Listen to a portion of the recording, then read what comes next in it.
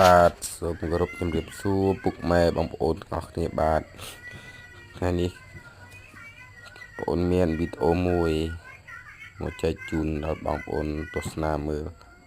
លេងនេះជាផ្សិតដែលខ្ញុំបានទៅដកព្រឹកមិញផ្សិតមានផ្សិតកងកហើយនឹងផ្សិតអន្សងផ្សិតជាឡា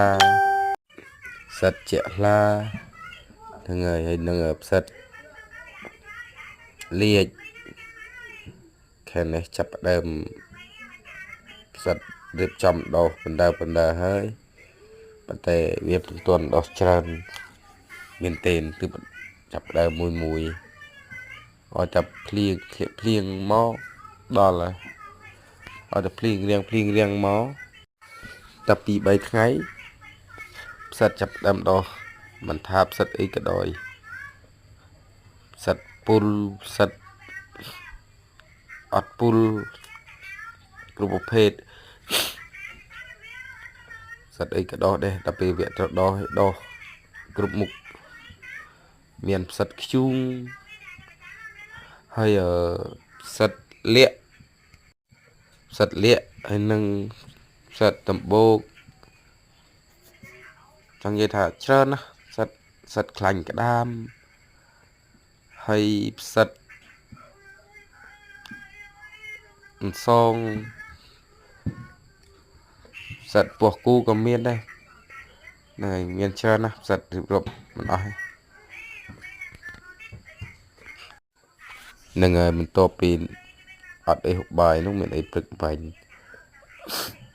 រៀបចំទៅពីព្រឹកទៅឃើញដោះដកបានអានេះគ្រាន់បាយល្ងាចដល់ពេល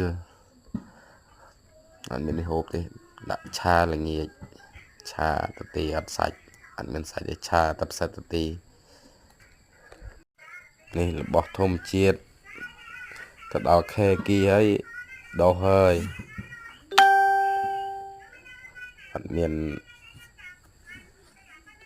អីហូបមានតែខែនេះមានតែផ្សិតឯងហ្នឹងហើយមិនដឹងជាឆ្ងាញ់ណាស់ផ្សិតមកថាធ្វើអីក៏ឆ្ងាញ់ដែរដាក់ឡដាក់ឆាដាក់បបរហ្នឹងហើយវីដេអូហ្នឹងអត់មានអីច្រើនទេបងប្អូន